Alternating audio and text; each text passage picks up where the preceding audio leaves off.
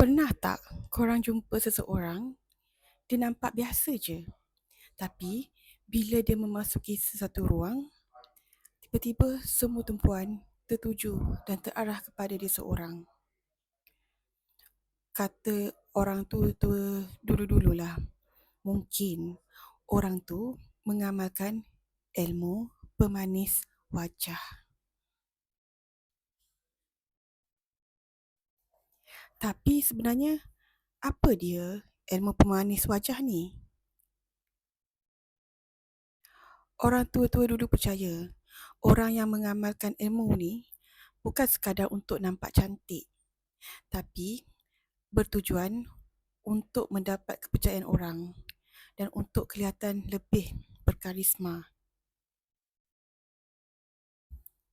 Ada yang mengamalkan petua-petua tradisional seperti mandi bunga ataupun memakai wangian tertentu seperti minyak kijang, kita tak tahu.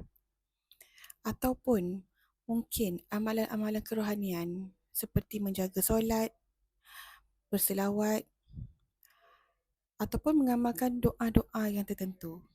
Mungkin benda ni tidak salah kan? Tapi macam mana pula kalau ada orang yang menggunakan perantaraan-perantaraan yang tidak bagus seperti menggunakan medium sihir, membuat perjanjian dengan syaitan, memakai susuk dan sebagainya.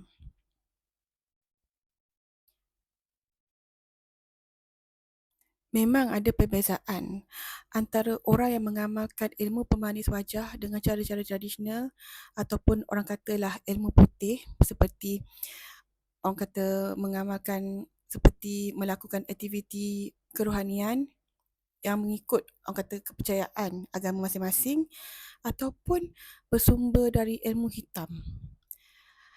Ada setengah orang yang mempunyai hubungan yang kuat dengan pencipta kadang-kadang tidak mudah termakan dengan seseorang yang memiliki pemanis wajah melalui perjanjian jin ataupun syaitan. Pernah tak bila korang macam ada argument, bila korang dalam ramai-ramai kawan korang, mesti ada seorang yang macam mempunyai pendapat yang berbeza. Tak tahulah sama ada dia cemburu ataupun sebenarnya dia nampak sesuatu. Sebagai contoh, dekat tempat kerja, mungkin ada seseorang yang pada korang, mungkin majoriti orang-orang kat tempat kerja rasa dia tu paling cantik, paling lawa. Tapi pada mata seorang yang mungkin mengamalkan solat, tak tinggal, dia nampak sesuatu yang seperti tidak normal pada orang tu. Mungkin tak mustahil juga kalau dia ternampak jika orang itu berdamping dengan sesuatu benda yang tak bagus.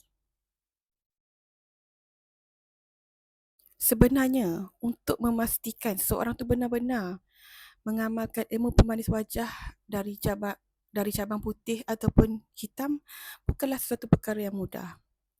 Ada yang kata, orang yang mengamalkan ilmu hitam, selalunya kebenaran tu akan terbongkar di saat sewaktu dia hendak meninggal dunia. Orang katalah kadang-kadang tiba-tiba muka dia nampak buruk, nampak terlalu tua.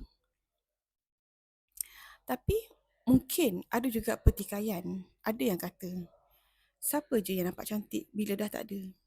Tapi ada juga orang yang nampak berseri sewaktu meninggalkan dunia ni. Jadi apa pendapat korang tentang ilmu pemanis wajah?